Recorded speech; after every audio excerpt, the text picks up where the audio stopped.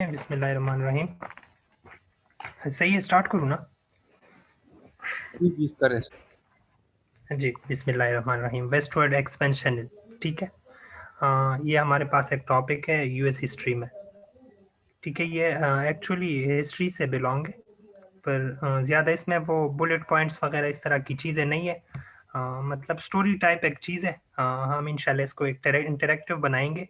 आप भी क्वेश्चन करें, बेशक ऐड करें इसमें, जो भी मतलब आपको बेहतर लगे जाएगा। पर मैं मतलब सही नहीं बोल रहा हूँ तो आप मुझे प्लीज़ उधर ऐड कर सकते हैं बिना किसी उसके हिचकिचाहट के। आप मतलब बोले, मैं चुप कर जाऊँगा और आप बोले बीच में, ठीक है। तो शुरू करते हैं। ये वेस्टवर्ड एक्सपेंशन, ये जो मतलब फर्स्ट स्लाइड पे है कि मतलब ये तो एक मैनिफेस्ट डेस्टिनी है ना। ये वेस्टवर्ड एक्सपेंशन क्यों हुई थी, मतलब क्या वजह थी या इनकी क्या वजूहत थे, मतलब जो ये न्यू अमेरिका में मतलब हुई थी, या इस तरफ लोगों का रुझान बहुत ज्यादा था ना। एक्चुअली इसमें चार बड़े बड़े जो है ना वो वजूहत थे। उनमें से एक वेस्ट जो ये है मैनिफेस्ट डेस्टिनी, जो सामने आप लोगों को नजर आ रहे हैं ना। और इसके अलावा एक है लुइसियाना परचेज है, एक है ओरेगन ट्रायल है। ये बहुत मतलब आगे हम एक्सप्लेन करेंगे, ठीक है। यहाँ पर मैं सिर्फ बता रहा हूँ कि वजह क्या थी। और एक है जो गोल्ड रश था, ठीक है। कैलिफोर्निया में मतलब जो अ, वो मतलब सोना मतलब एक किसान को मिला था ना अपनी खेती से। तो उसके बाद मतलब लोग उधर की तरफ मतलब तकरीबन 30 लाख लोग जो है ना वहाँ वो, सॉरी 3 लाख लोग, हाँ हाँ 30 लाख लोग जो है ना वहाँ पर जो है ना वो मूव कर गए थे ना वेस्ट की तरफ, जो ये मूवमेंट है। और मैनिफेस्ट डेस्टिनी अब क्या चीज़ है? ये मतलब ज़्यादातर मतलब इन लोगों का यही ख्याल था ना कि ये गॉड गिफ्टेड है हम। और मतलब जस्टिफिकेशन के लिए जस्टिफाई कर रहे थे अपनी मूवमेंट्स, एनेक्सेशन, सेसेशन, ये सारी चीज़ें ये जो कर रहे थे ना हरकत, मतलब अपनी स्प्रेडिंग के लिए, उसको जस्टिफाई करने के लिए ये एक इस चीज़ का वो करते थे ना, एक ईमान रखते थे अपनी इस तकदीर पे कि ये बस ये तो इनएविटेबल चीज़ थी और इसलिए हम स्प्रेड कर गए ना। हमने एनेक्सेशन किए और सेसेशन की और जो है ना प्रॉपर्टी खरीदी है और आगे बढ़ते गए हम वेस्ट की तरफ। तो ये मैन जो है ना इसमें बात है, ठीक है। तो अभी हम आ जाते हैं कि ये क्या चीज़ है। और manifest destiny to overspread and to possess the whole of the continent which providence has given us for the development of the great experiment of liberty and federated self government entrusted to us, ठीक है। ये Johan आयो सलेवन है, New York journalist था ना। ये first time इसने मतलब ये बताया था कि मतलब ये जो चीज़ है इसको जस्टिफाई करने के लिए कि ये चीज़ इनएविटेबल थी और इसलिए हम एक मतलब स्प्रेड कर गए आगे, ठीक है। तो इंट्रोडक्शन में फिर वही बात है कि अमेरिका जो है ना इसके अर्ली जो मतलब कॉलोनीज थी 13, वो रिजल्टेड क्या मतलब किस चीज़ से थी? एक्सप्लोरेशन से और कॉलोनियलाइजेशन से। जो ब्रिटिश आए थे इधर ना, उन्होंने जब मतलब कॉलोनलाइज किया था अमेरिका को, तो पहले 13 कॉलोनीज थी, ठीक है। फिर जो है ना सम टेरिटरीज जो है ना सेलो इन्होंने खरीद लिए यूएसए ने। कुछ को सेसेशन के जरिए कुछ को हासिल किया है, कुछ को परचेज किया है, मतलब मुख्तलिफ तरीकों से एनेक्सेशन हुई है कुछ की। तो मुख्तलिफ तरीकों से ये आगे बढ़ते गए, ठीक है। जैसे ल्यूजियाना को इन्होंने परचेज किया है फ्रांस से, गेट्सन को मैक्सिको से परचेज किया है, ठीक है। और इस तरह कुछ टेरिटरीज जो है ना इन्होंने एनेक्स्ड की थी, जिस तरह के टेक्सा मैक्सिको का जो है ना एक पार्ट है और इन्होंने एनेक्स्ड किया था ना इसको।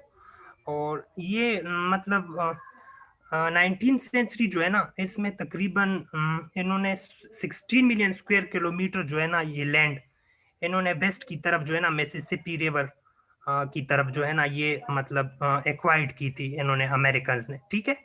और यहाँ पर जो है ना इस वजह से फिर जो है ना लोगों की माइग्रेशन और बहुत ज्यादातर लोग जो है ना फिर जो है ना रुझान उनका बढ़ गया इस तरफ के, चलो जी मतलब इस तरफ तो काफी जमीनें हैं और काफी डेवलपमेंटल काम भी हो रहे और लोग मतलब उस तरफ बढ़ रहे।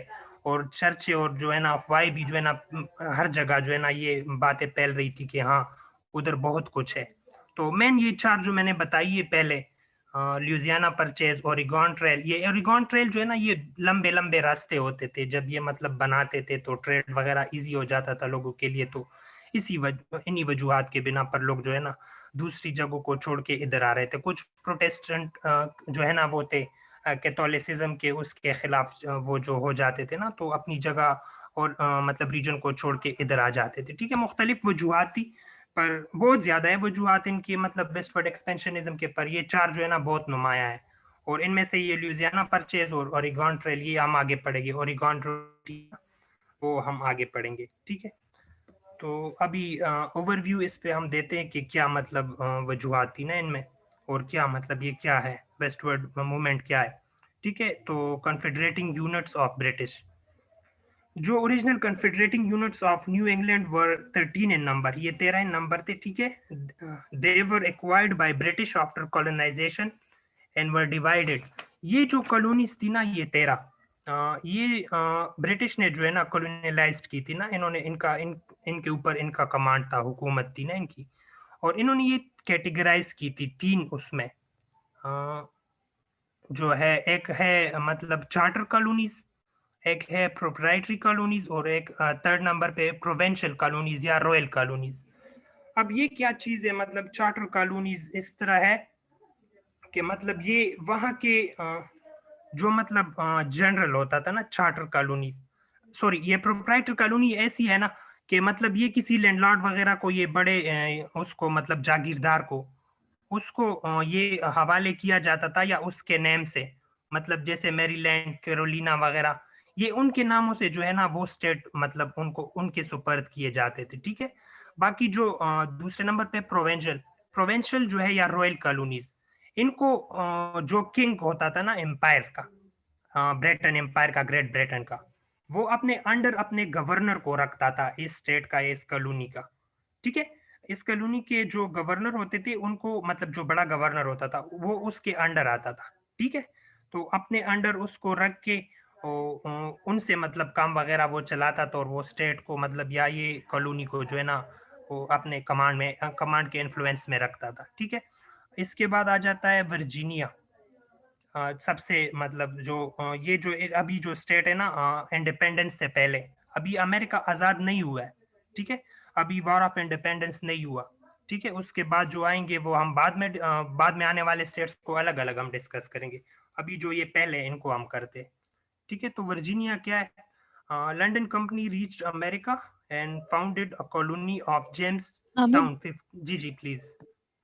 ये चार्टर कॉलोनी बताया, प्रोप्राइटरी। अच्छा, क्या बताया? मतलब ये जैसे आपने बताया ना कि प्रोविजनल कॉलोनीज उसके अंडर आती थी, किंग के अंदर अंडर एक गवर्नर होता था, उसी तरह ये भी बताया ना ये चार्टर कॉलोनी और जरा प्रॉपर्टी दोबारा बताएं। अच्छा, प्रोप्राइटरी, ये जो बड़े लैंडलॉर्ड होते थे ना, ये खरीदते थे इनसे। ठीक है, और चार्टर कॉलोनी तो नाम से जाहिर है, मतलब चार्टर जो मतलब वो करते थे उनके साथ, वो क्या कहते हैं, ट्रीटी वगैरह ये उससे साइन करते थे ना उन लोगों से। अच्छा, सही। ठीक है, ये उनके ठीक रूल्स है। के अंडर रहते थे, पर ये वो साइन करते थे उनके साथ कि हाँ ठीक है, आप जो कहेंगे हम उसी तरह करेंगे। इसमें एग्जांपल आप वर्जीनिया और मैसेच्यूसेट जो है ना वो आती है चार्टर में। ठीक है, और प्रोप्राइटरी कॉलोनी जैसे मैरीलैंड, कैरोलिना, ये जो कॉलोनीज है ना, ये उनके जो बड़े जागीरदार लोग होते थे ना, जो सेटलर्स होते थे, ठीक है, बड़े बड़े कारोबारी, उनके नाम से मतलब ये कॉलोनीज वो रख देते थे, और मतलब बाकी तो फायदे वगैरह, टैक्स वगैरह जो भी था वो उनसे लेते थे एम्पायर जो ग्रेट ब्रिटेन है, पर ये उनके हवाले किए जाते थे। ठीक है, उनके नाम से ये कॉलोनीज चलती थी, जो उनका प्रोप्राइटरी होता था, मतलब जो खरीदता था उसको। ठीक है, और सही है। प्रोवेंशियल रॉयल में आ जाती है। रॉयल में इस तरह आ जाती है कि मतलब उनका अपना जो गवर्नर होता था उधर से आता था। ठीक है, अपॉइंट किया जाता था उसको, और वो मतलब अपने गवर्न अपना जो उनका गवर्न सिस्टम होता है उसी को वो फॉलो करके उस कॉलोनी में वो जो है ना वो करता था, इम्प्लीमेंट करता था। ठीक है, बिल्कुल ठीक है। अच्छा, वर्जीनिया 1607, in 1607, अच्छा, London company reached America and founded a colony of Jamestown 50 mile inside the James River। ठीक है, फर्स्ट टाइम ये लंदन कंपनी आई थी और उन्होंने ये मतलब दरियाफ्त किया था, मतलब इनको कॉलोनाइज्ड किया था। ठीक है, इसके बाद सेकंड पे प्लेमाउथ एंड मैसेच्यूसेट, ये क्या है? The Plymouth company granted a charter in 1606 to not provide headways and sold rights to pilgrims who were separatists and Puritans These pilgrims enters America through Plymouth and found political body by Mayflower Camp. By increasing population, this colony was joined to Massachusetts Bay Colony and lost its identity. अच्छा, ये इस तरह है ना, प्लेमाउथ colony जो granted a charter in 1606 to not provide headways and sold rights to pilgrims. ठीक है, ये जो प्लेमाउथ कॉलोनी है, मतलब ये जो प्लेमाउथ कंपनी है, ये इन्होंने एक चार्टर जो है ना ग्रांट किया 1606 में, टू नॉट प्रोवाइड हेडवेज, कि हम रास्ते नहीं देंगे, एंड सोल्ड राइट, मतलब जो बेचने के जो राइट्स है वो हम नहीं देंगे पिलग्रिम्स को, जो वहां पे मतलब पिलग्रिम्स आए थे, ठीक है, who were separatists and puritans, जो मतलब मुख्तलिफ इलाकों से जमा हुए थे इन जगह पे, मैसेच्यूसेट या ये इन एरियाज में, ठीक है। तो ये कह रहे थे कि हम इनको ना हेड वेज देंगे, ना इनको ये जमीनें बेचने की हम इजाजत देंगे इन पिलग्रिम्स को, जो ये अपनी जगहों को छोड़ के इधर आए, जो प्रोटेस्टेंट है, ठीक है, प्योरिटन्स जिसे हम कहते हैं, सेपरेटिस्ट जो मतलब कैथोलिसिज्म को नहीं मानते थे, ठीक है, कैथोलिक्स को। तो these pilgrims entered America through Plymouth and found political body by Mayflower Camp. और ये जो मतलब पिलग्रिम्स थे ना, ये अमेरिका में एंटर हुए थे ये प्लेमाउथ के जरिए, इन्हीं रास्तों से ये एंटर हुए थे, पर फिर इन्होंने ये ग्रांट किया है ना चार्टर को कि हम इनको नहीं आने देंगे इस तरह, मतलब अब by increasing population this colony, अच्छा, by increasing population this colony was joined to Massachusetts Bay Colony and lost its identity. अच्छा, ये जो लोग थे ना, ये पिलग्रिम्स जो आते थे, ये जब प्रोटेस्ट करते थे ना एक उसके खिलाफ, अपने रीजन के खिलाफ, और उन जगह को छोड़ के इधर आते थे, तो फिर ये ढूंढते थे अपने लिए किसी ऐसी जगह को कि मतलब वो इनके लिए बिल्कुल मतलब इनके फेवर में हो वो जगह, मतलब इनकी जो हुकूक है, जो राइट्स है, जो इनके नॉर्म्स है, उनकी ज्यादा मतलब वो डिस्क्रिमिनेशन ना हो उधर। तो ये इधर रहने लगते थे, अपना एक लीडर वो मुंतखब करते थे और उनके मतलब रूल्स रेगुलेशन को फॉलो करते थे, तो इनका एक नाम बन जाता था फिर, ठीक है। तो ये अपनी जो मुख्तलिफ जगहों से आते थे, इनकी आइडेंटिटी जो है ना वो मतलब कंज्यूम हो जाती थी, आपस में डिफ्यूज हो जाते थे, ये एक इनकी आइडेंटिटी बन जाती थी, ठीक है।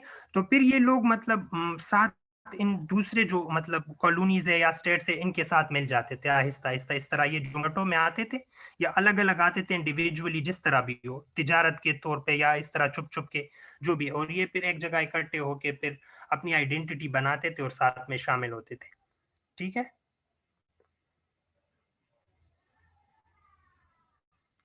मेरी आवाज आ रही है? जी जी ठीक है, अच्छा, क्लियर है। ठीक है। आगे है न्यूयॉर्क एंड डेलावेयर, ठीक है, ये क्या है फिर इसके बाद ये colony, this colonies were initiated by two joint stock companies, ये दो कंपनियां थी stock companies, Dutch and Sweden based, ठीक है। The New York was brought by English in 1664, ठीक है। The Delaware was also lost by Dutch to English through a duke who sold it at the same year, इसी साल ये Delaware भी इनको ये मतलब बेच देते हैं, ठीक है, अंग्रेजों को। फिर इसके बाद आ जाते हैं कनेक्टिकट, ये इधर हम इस तरह मतलब अभी रीड आउट करते हैं सिर्फ स्टोरी के तौर पे, आगे मतलब ये किस तरह हुए थे, मतलब ये क्या इनके लिए ट्रीटीज वगैरह हुई थी, वो हम अलग डिस्कस करेंगे। तो वो थोड़ा इंटरेस्टिंग है, ये मतलब सिर्फ रीडिंग ही है, पता नहीं आपको समझ आ रही है या नहीं मैं जिस तरह बोल रहा हूँ। पर मैंने ये जो स्लाइड्स है ये एक हमारे दोस्त ने बनाए हैं, इरफान ने, तो काफी जगहों पे मिस्टेक्स वगैरह भी मतलब है इसमें, थोड़ी सी मतलब वो मिस प्रिंटिंग है ना, उस जब वो लिख रहा था तो मतलब काफी वो उसमें गलतियां थी, पता नहीं हैंड राइटिंग में, तो इसलिए उसने जगह छोड़ी है। जहां पर मतलब वो समझना है तो मुझसे पूछिए आप। तो ठीक है, इसके साथ में वो जो हैंड राइटिंग के नोट्स है वो कंप्लीट में साथ लगाऊंगा, ठीक है, उसमें कंप्लीट डिटेल के साथ है, सही है। जी बिल्कुल सही है। ठीक है, कनेक्टिकट, कनेक्टिकट क्या है, तो in Massachusetts some Puritans had disagreement, यही ऐसी कॉलोनी में मैसेच्यूसेट में कुछ लोग जो है ना वो डिसएग्री हुए थे with government and move toward Connecticut valley, और वो कनेक्टिकट वैली की तरफ वो चल पड़ते हैं ना, form their own constitution in 1635, अपनी कॉन्स्टिट्यूशन बनाते, and later on they form legislature and became a royal colony, ठीक है, बाद में ये अपना लेजिस्लेचर भी बना लेते और रॉयल कॉलोनी मतलब प्रोवेंशन कॉलोनी बन जाती है ये। ठीक है, अपने कनेक्टिकट के नाम से। फिर इसके बाद है हामिद भाई, मेरा एक क्वेश्चन है, जी ये प्लीज। किस बेसिस पे इनको एक चार्टर और प्रोप्राइटर या प्रोविंशियल दे दे देते? अच्छा, ये जब मतलब ये जो ग्रेट ब्रिटेन है ना, वो अपने रूल के मुताबिक उधर ये काम करते थे, जहां पर उनको लगता था कि इधर मतलब ये चार्टर कॉलोनी हम बनाएंगे इनको तो ये ठीक रहेगा। ठीक है, अभी अगर प्रोप्राइटरी है, अभी एक कॉलोनी है, मैं आपको वो बताऊं, उस कॉलोनी में जागीरदार बहुत ज्यादा है, मतलब ये जो सेटलर्स थे जिनके पास बहुत ज्यादा जमीनें थी, ठीक है, तो वो मतलब वो तो जाहिर बात है टैक्स तो देंगे ना, सारा कुछ वो जो उन्होंने इम्पोज किया था इनके ऊपर जो भी है वो तो देते थे।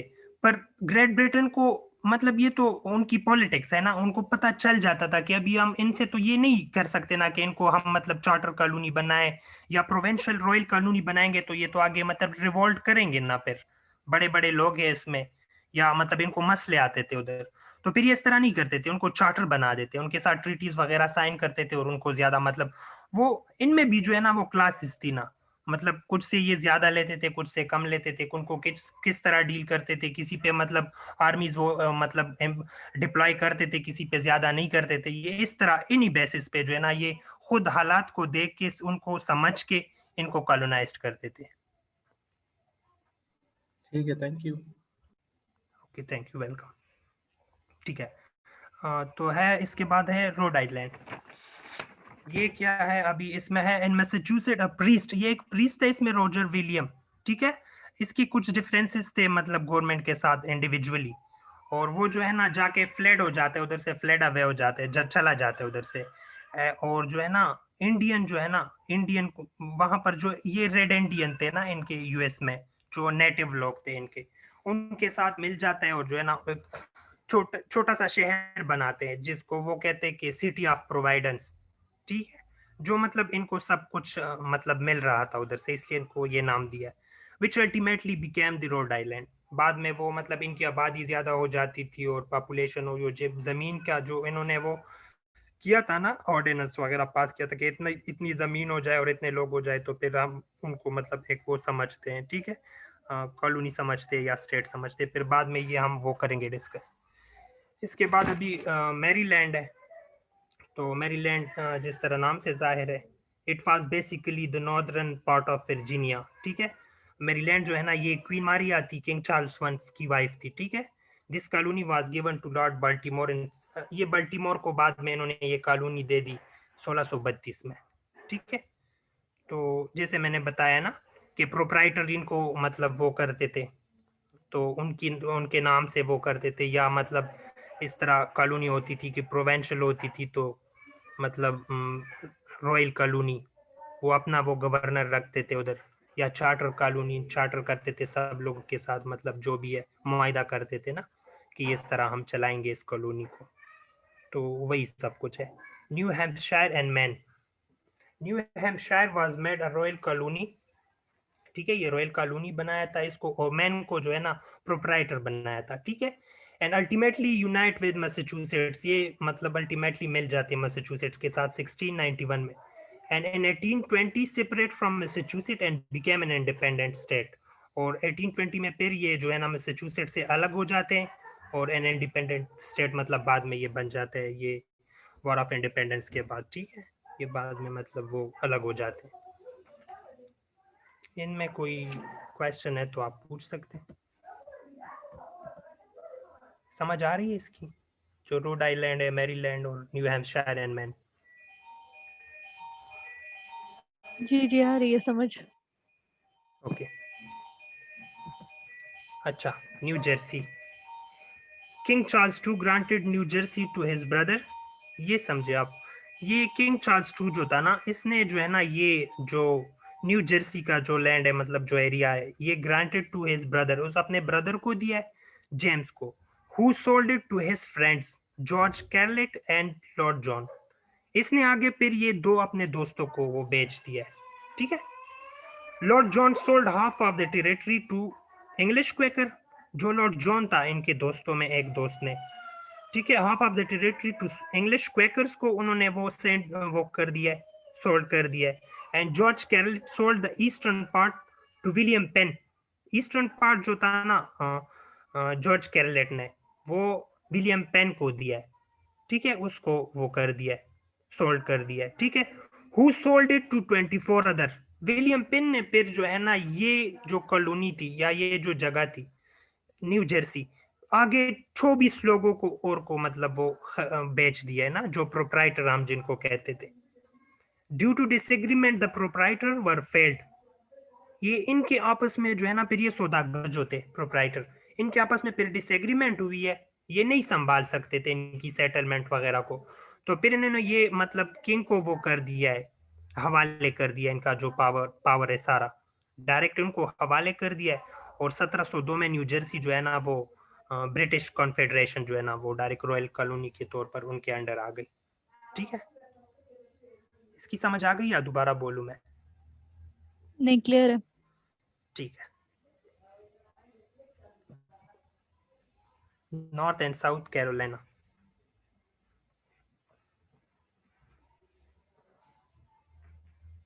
अच्छा, तो both North and South Carolina were originally one colony in 1663, ठीक है, separated in 1729 because the proprietors of these colonies were interested more in personal gain। ये क्यों सेपरेट हो गई? क्योंकि ये पर्सनल गेन में ज्यादा लगे हुए थे। So the people appeal to king, लोगों ने अपील किया किंग को, to bring colony in direct rule, कि इस कॉलोनी को आप रॉयल उसमें ले ले, कमांड में, ठीक है, डायरेक्ट रूल में ले ले। And 1729 the king bought the right of these two colonies, ठीक है, इन दो कॉलोनीज का वो राइट्स खरीद लेते, इनसे हक ले लेते और डायरेक्ट कॉलोनी रॉयल कॉलोनी के तौर पर ये मतलब उनके अंडर आ जाती है, ठीक है। पेंसिल्वेनिया, पेन्सलैंड, ठीक है, ये founded by William pen who was a Quaker. In 1682, Charles II granted a tract of 40,000 square mile to William Penn and leave of debt, and this colony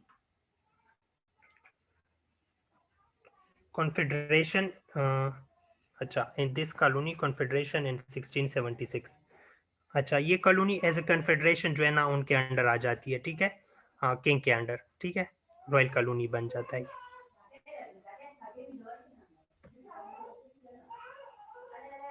सही है? जी सही है। Okay, Georgia, the last colony to get chartered was Georgia, ये सबसे आखिरी colony थी और ये चार्टर्ड हो गई, जॉर्जिया जो है वो है। There were deficiencies in this colony which were removed and it became a royal colony in 1752। इसमें कुछ deficiencies थी ना चार्टर्ड, जब ये चार्टर्ड होगी ना जिस वक्त, तो फिर बाद में वो deficiencies रिमूव करके किंग ने सारा कुछ और उनको ये रॉयल कॉलोनी बना दिया, ठीक है। अभी साद भाई आपको समझ आ रही है जो हम कह रहे थे कि ये चार्टर्ड है, ये प्रोविंशियल है और ये प्रोप्राइटरी है? जी जी आ रही है। हाँ, इनसे नहीं संभाली जाती थी ना, तो फिर वो रॉयल मतलब किंग जो है ना अपने अंडर डायरेक्ट लेते था उनको। अच्छा, हम आ जाते हैं उस पे वॉर ऑफ इंडिपेंडेंस के बाद, मतलब क्या हुआ था, क्या ये वजूहत थी, तो क्या चीज़ें हुई है इसमें, जो मतलब बाद में ये स्टेट्स वगैरह वो जो है ना शामिल होते गए, ठीक है, 13 से 50 स्टेट तक जब ये जाते। तो after the war of independence when the treaty of Paris was signed, ठीक है, in 1783, the boundaries was fixed. A large territory of about 82,730 square miles was given to America, with the population of 227,000 people, which was bordered by Canada on north, Mississippi on the west, Florida on south, and Atlantic Ocean on the east। Pacific Ocean west की end पे है और ये जो Atlantic ocean है ये east के उस पे साइड पे है, ठीक है, और ये पैसिफिक ओशन को शाइनिंग सी भी कहते हैं, ठीक है। तो it was a vast land with least population, ये जो अभी मतलब बहुत वाइड स्प्रेड जो है ना जगह थी है, ठीक है, और इसकी पॉपुलेशन बहुत कम थी। तो in order to settle the territory the government issued North West Ordinance. ये नॉर्थ वेस्ट ऑर्डिनेंस क्या था? ये था कि जब मतलब 50 एकड़ जमीन में 5,000 लोग जो है ना फ्री मेल्स 5,000 फ्री मेल्स आउंड करते हैं ना 50 एकड़ लैंड को, तो वो एस्टेब्लिश कर सकते हैं अपनी एक गवर्नमेंट उधर, ठीक है। उसको हम कुछ भी नहीं कहेंगे, ये वार ऑफ इंडिपेंडेंस के बाद है, ठीक है। अपनी एक गवर्नमेंट उधर एस्टेब्लिश कर सकते हैं जब ये 5,000 की तादाद में उधर फ्री मेल्स हो और 50 एकड़ की जमीन हो उनके पास, ठीक है। And when the population reach to 60,000 it can became a new state. जब ये पॉपुलेशन मतलब ये कहते थे कि ये 60,000 तक पहुंच जाएगी ना, या पहुंच जाती है, तो इनको हम मतलब एज रिकॉग्नाइज करेंगे एज ए न्यू स्टेट, ठीक है, या न्यू स्टेट टेरिटरी जो भी है। तो यही सब मतलब वो पहले इसमें सबसे पहले मतलब कौन सी जो स्टेट है मतलब वो आ जाती है, तो वह है वेरमाउंट की स्टेट, ठीक है। वो क्या करते कि Vermont was first to applied a state and was admitted to union on 14 March 1791 followed by Kentucky in 1792। इस तरह फिर आते जाते हैं ना, जब इनकी आबादियां बढ़ती जाती है, जाहिर बात है वेस्टवर्ड एक्सपेंशन जो है ना वो हो रही है, और टाइम टू टाइम जो है ना ये आगे मतलब इनकी जो तादाद है वो जो जगह लोग खरीद रहे हैं और उनमें आके बस रहे हैं लोग ना इधर उधर से, तो मतलब वो तादाद बढ़ती जाती थी और इनको मतलब वो करते थे कि हमें नेक्स्ट करें, हमें अपने साथ शामिल करें, ठीक है। तो फिर ये उन मतलब उसको ऑर्डिनेंस को, नॉर्थ वेस्ट ऑर्डिनेंस, उसको देख के ये फिर करते थे कि हाँ ठीक है अभी आप जो है ना एज ए स्टेट हमारे साथ शामिल हो सकते हैं या नहीं हो सकते। फिर इनमें ये रद्द-बदल वगैरह जो भी उस टाइम के लिहाज से वो सूटेबल काम होता था वो करते थे, ठीक है, और अपने साथ मतलब शामिल करते थे। फिर टेनेसी आ जाती है, ठीक है, इनमें 1796 में, फिर ओहियो आ जाता है 1803 में, फिर इंडियाना 1816 में, फिर मैन आ जाता है 1820 में, जिस तरह हम पहले बात की है मैसाचुसेट्स से अलग होके, ठीक है। This paved the path further expansion, मतलब ये और भी राह हमवार कर देता है फर्दर एक्सपेंशन के लिए, मतलब लोग और भी आते जाते और शामिल होते जाते हैं, ठीक है। तो अभी आया है फ्लोरिडा, ठीक है। सेकंड पे आ जाए the USA share till 1803 much of the continent with Spain. इधर स्पेन भी था, फ्रेंच भी था, रशियंस भी मतलब थे, इनके मतलब मेन जो है ना दो पावर सुपर पावर उस टाइम में ये स्पेन और फ्रेंच, इन्होंने काफी मतलब कॉलोनियां ली थी और टेरिटरी इनके अंडर थी ना, तो ये मतलब शेयर करते थे टिल 1803 तक, ये जो है ना फ्लोरिडा को शेयर कर रहे थे स्पेन के साथ। It had two provinces and was ceded to USA in 1819 with the defined boundary through the Florida Treaty। ये ट्रीटी हुई थी, बाद में हम मतलब इसको करेंगे, ठीक है। फ्लोरिडा ट्रीटी के थ्रू इन्होंने स्पेन से ये वापस मतलब ले लिया, अपने साथ शामिल कर दी। ये हम सिर्फ ब्रीफली वो पढ़ रहे हैं ताकि हमारा तो थोड़ा जहन बन जाए ना कि मतलब किस तरह ये स्टेट शामिल हो रहे थे, इनके साथ मिल रहे थे। तो हम इनमें जो बड़े बड़े मतलब वो प्रोमिनेंट जो इवेंट्स है वो हम डिटेल के साथ करेंगे, जैसे ल्यूजियाना परचेज, ओरेगॉन ट्रीटी, ये सारा कुछ ना, टेक्सा और मैक्सिकन वार जो सब कुछ है, ठीक है। फिर इसके बाद आ जाता है taxa. Taxa was a constituted territory between Spain and USA. In 1845, Texas was admitted to USA because of anger of Mexico. ठीक है, ये टेक्सा जो है ना मैक्सिकन का एक पार्ट था, तो ये मतलब इनसे रिवोल्ट करते हैं, और इनमें अमेरिकन होते हैं, साउथर्न जो साइड पे अमेरिकन है ना, एग्रेरियन अमेरिकन जो थे, एग्रीकल्चरिस्ट, और ये फार्मर वगैरह उधर आए थे ना, इन्होंने कुछ आसानियां पैदा की थी ना, कुछ मतलब ट्रीटीज वगैरह वो करके कि आप लोग आ जाए इधर, हम आपको कर्जा भी देंगे और आपको ज़मीनें भी देंगे, आप ज़मीनें ले ले और बस इधर रह ले, ठीक है। तो ये काफ़ी अमेरिकन गए थे फिर उधर। फिर बाद में उन्होंने कुछ कवानीन जो है ना वो पास किए, तो उन्होंने रिवोल्ट किए उसके खिलाफ अमेरिकन ने। फिर इधर से अमेरिका भी उनको वो साउथ अमेरिकन जो थे वो उनको सपोर्ट करते थे, अपने उन भाइयों को जो उधर फैमिलीज गई थी ना मैक्सिको में, टेक्सा में, तो उनको वो करते थे। फिर आहिस्ता आहिस्ता ये मतलब उनसे अलग हो गया, ठीक है। फिर एनेक्स्ट किया है उस अमेरिका ने इनको, ठीक है। तो ये है, और इसके बाद है ओरेगॉन। ये बहुत मतलब कॉम्प्लेक्स एक वो है, टेरिटरी है जिसमें मतलब इनके इंग्लैंड और यूएसए के खिलाफ काफ़ी वो हुई थी ना, and finally given to USA in 1846 through Oregon Treaty. Oregon Treaty के थ्रू ये मतलब ये दे देते हैं इनको। इन पे बेसिकली चार जो वो है, रशिया का, स्पेन का और अमेरिका का और ब्रिटेन का, ग्रेट ब्रिटेन का, इन चारों का ये मतलब क्लेम करते हैं इन एरिया